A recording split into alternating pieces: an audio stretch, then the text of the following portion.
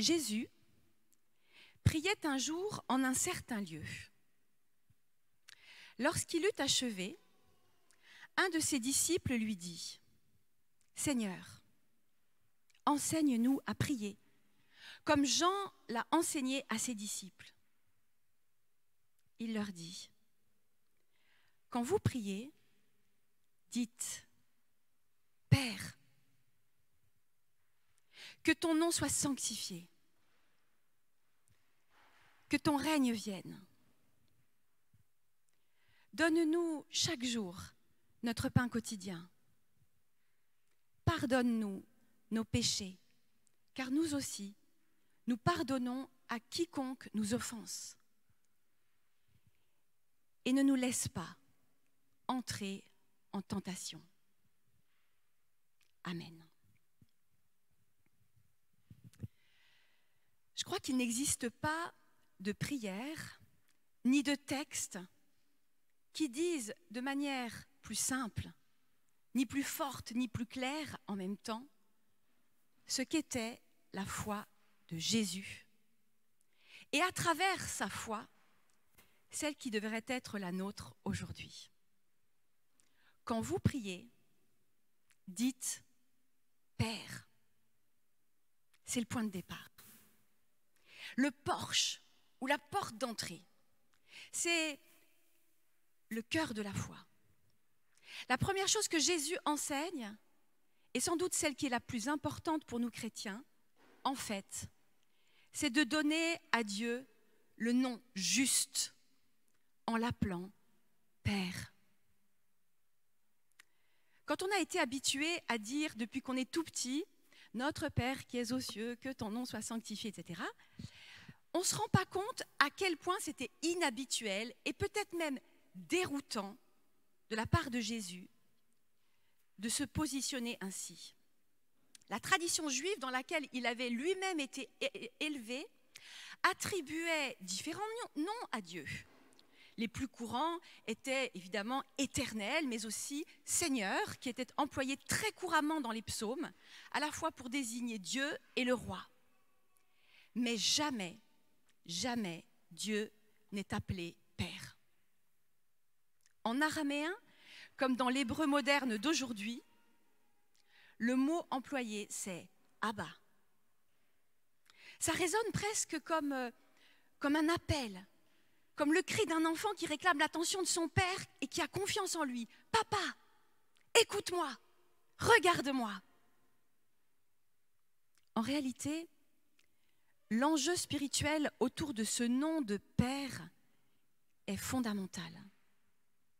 Parce qu'à l'époque de Jésus, la relation à Dieu était avant tout marquée par la distance. La distance entre la terre et le ciel, entre Dieu et les hommes, entre le pur et l'impur, etc. En judaïsme, on était élevé dans la crainte de Dieu et dans le respect extrême de sa sainteté, au point de marquer une séparation radicale entre lui et nous, comme dans le temple par exemple, où il y avait le Saint des Saints, où seul le grand prêtre pouvait venir une fois par an. Et puis on se souvient aussi du passage où Moïse découvre le buisson ardent et de la frayeur qu'il ressent lorsqu'il comprend qu'il a vu Dieu dans ce buisson. Nul ne peut voir Dieu et vivre. Moïse a cru qu'il allait mourir. En imposant cette distance, le Dieu d'Israël signifiait qu'il n'avait rien de commun avec les dieux païens et leurs représentations en bois ou en métal qui n'étaient rien d'autre que des idoles domestiques semblables à leurs adorateurs. Le Dieu d'Israël était le tout autre. Celui que rien ni personne ne pouvait concevoir, se représenter ou s'approprier. Cette séparation entre Dieu et l'humain, entre le visible et l'invisible, était fondamentale dans la piété juive. Si fondamentale qu'elle a peut-être fait perdre de vue parfois aux enfants d'Israël l'étonnante proximité que Dieu offrait malgré tout à son peuple, à travers l'alliance conclue au désert et surtout à travers sa tendresse et sa fidélité. Quand on regarde les textes bibliques, on est vraiment frappé de voir à la fois, oui, la distance que Dieu impose aux hommes, et en même temps, tout ce qu'il déploie pour se faire proche, par sa parole, par ses interventions, son amour, sa miséricorde. Aussi, quand Jésus nous exhorte à dire « Père », je crois que c'est une prise de position radicale. Pour lui, il s'agit désormais de reconnaître que Dieu est le tout proche. Non seulement proche de lui, qu'il a nommé son fils bien-aimé, mais de tous ceux qui viennent à lui à la suite de Jésus. En le nommant Père, Jésus nous invite à entrer dans une relation faite d'amour, d'intimité et de confiance avec Dieu. Aujourd'hui, c'est vrai, nous n'avons peut-être plus vraiment cette image d'un Dieu distant et inaccessible, comme au temps de Jésus ou bien aussi au Moyen-Âge par exemple. Et pourtant, de nouvelles formes de distance sont venues perturber notre relation au Père. La toute-puissance de Dieu face aux drames humains que sont la maladie, les catastrophes naturelles, la souffrance injuste, l'exigence de la loi de Dieu, la peur de son regard, ont conduit les hommes et les femmes depuis 2 siècles à questionner l'autorité divine et à mettre Dieu en procès. D'une certaine manière, on a voulu tuer le Père, pour reprendre de manière caricaturale un élément fondamental de la pensée freudienne.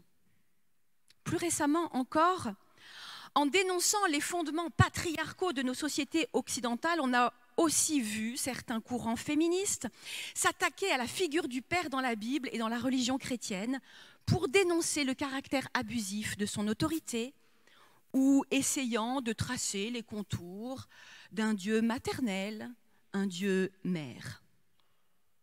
Mais vous voyez, la parole de Jésus résiste à tout cela. Quand vous priez, dites « Père ». Même si certains d'entre nous ont eu une relation distante avec leur Père terrestre, ou compliquée, voire même inexistante, ce qui caractérise la relation au Père, et pas seulement à la mère, c'est qu'elle se situe malgré tout dans l'ordre de l'affectif, de la proximité, de l'intimité. En disant Père, on entre dans une relation d'ordre affectif, faite d'attachement et de confiance, comme celle qu'éprouve un jeune enfant pour son papa, comme celle que découvre le fils prodigue lorsqu'il revient à la maison, lui qui avait pourtant cherché à mettre toute la distance avec son père. Père, Père, que ton nom soit sanctifié. Après la proximité extrême, Jésus nous invite à reconnaître aussi la transcendance et l'exclusivité du Père. Ton nom seul doit être saint pour nous et aucun autre nom. Personne ne peut prendre cette place du Père dans nos vies. Il n'y a qu'un Père au ciel. Voilà ce que dit Jésus. Et ce que nous disons chaque fois que nous faisons cette prière. En avons-nous vraiment conscience? Dans la culture hébraïque, le nom de quelqu'un, c'est toute sa personne.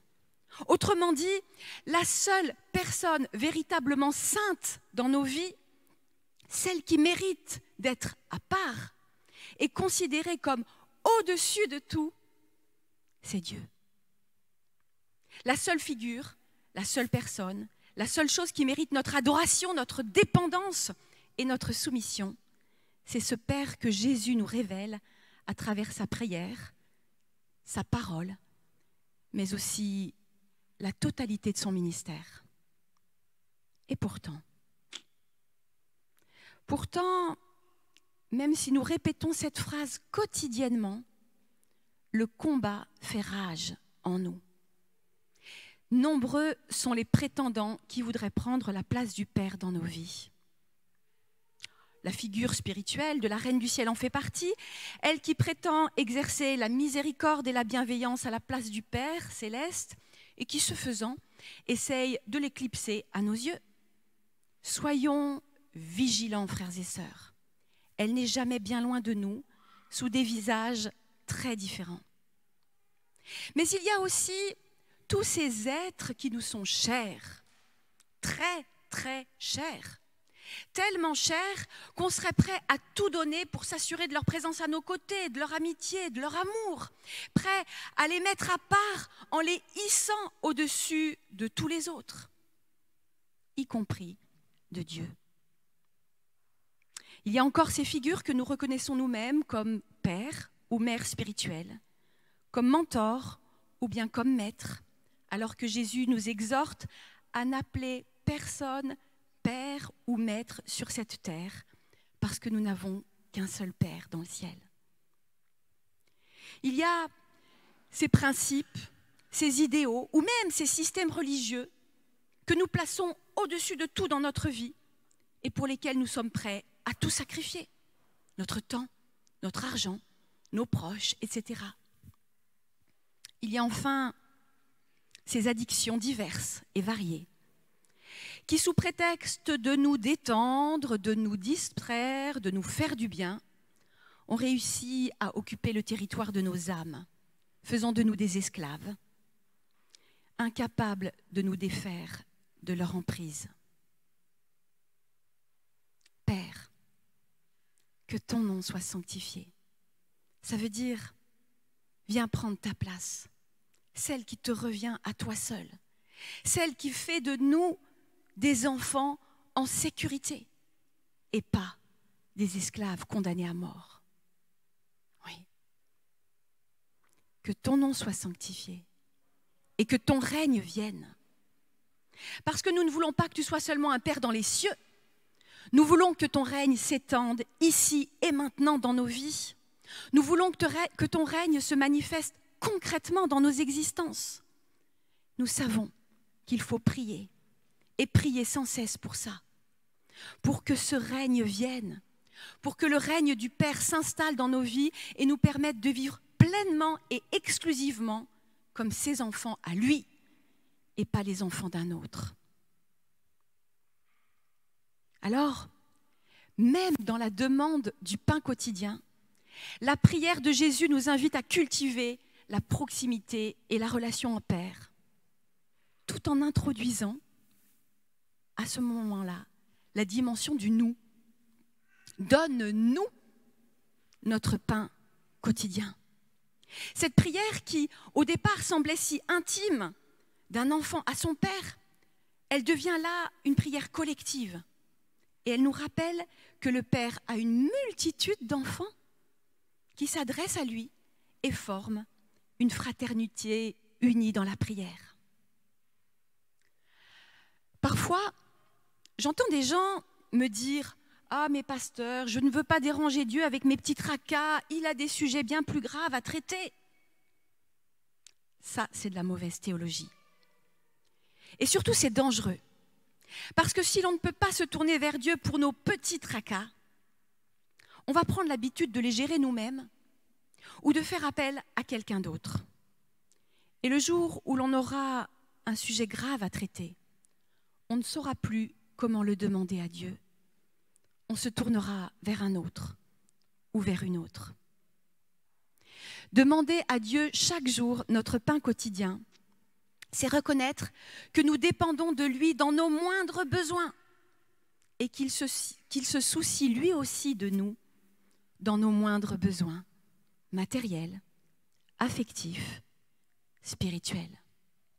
C'est donc considérer que Dieu le Père est suffisant, qu'on n'a pas besoin de chercher une autre figure au hasard maternel qui viendrait combler ces besoins que le Père néglige ou ignore.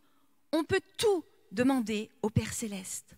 D'ailleurs, souvenez-vous, quand il a fallu nourrir la multitude, Jésus n'est pas allé chercher sa mère en lui disant « S'il te plaît maman, dépêche-toi, viens nous faire un bon couscous avec les 5 pains et les 2 poissons qu'on a trouvés. » Non. Il s'est tourné vers le Père et il s'est souvenu de tout ce que Dieu avait fait pour son peuple au désert. Il s'est saisi de cette même autorité que son père lui confiait en tant que fils pour accomplir sa multiplication. Et quand il s'est trouvé en difficulté à Gethsémani, quand il a eu peur, quand il s'est senti fragile, Jésus n'est pas allé se blottir dans les jupes de sa mère. Il s'est tourné vers le Père parce qu'il était assuré d'y trouver l'amour et la sécurité dont il avait besoin pour affronter son destin, la croix et la résurrection. Bref, vous l'avez compris, tout ici dans cette prière nous invite à revenir au Père. Même la demande du pain quotidien est une invitation à lui redonner sa juste place. Et même la demande du pardon. Pardonne-nous nos péchés, car nous aussi nous pardonnons à quiconque nous offense. Recevoir de Dieu le pardon de nos péchés, régler nos dettes avec lui, doit être au même niveau de préoccupation pour nous que le besoin de pain, de nourriture. Et Jésus en avait une conscience vive. La relation avec le Père passe par le pardon quotidien qui vient rétablir et restaurer tout ce qui a pu être abîmé entre nous. Sans quoi la relation s'effiloche, se distend, se creuse. Et c'est vrai pour toutes les relations. Si nous laissons les maladresses qui nous ont blessés s'accumuler dans une relation sans les nommer, sans les pardonner, alors tôt ou tard, nos amitiés se détériorent, la confiance se perd, la distance se creuse. Demander pardon au Père, pardonner à ceux qui nous ont offensés pour Jésus, c'est comme le pain quotidien. Nous en avons besoin pour construire des relations saines, solides et justes. Et ne nous laisse pas entrer en tentation. La prière de Jésus dans Luc se termine par cette demande. Une demande qui exprime fortement le sentiment qu'on peut avoir en tant qu'enfant parfois. Malgré notre bonne volonté, malgré notre bonne connaissance des règles ou de la loi, malgré toute la confiance que nous avons, quand on nous dit « va à droite », on a quand même sacrément envie d'aller à gauche. C'est comme ça. Alors, il nous faut prier. Prier et prier encore. Parce que prier, c'est compter sur Dieu plus que sur nous-mêmes. Et c'est serrer un peu plus fort encore la main du Père dans la nôtre. Des tentations, nous en aurons, c'est sûr. Mais plus nous saisirons la main du Père dans nos prières, plus nous les traverserons à pied sec. Elles ne nous submergeront pas.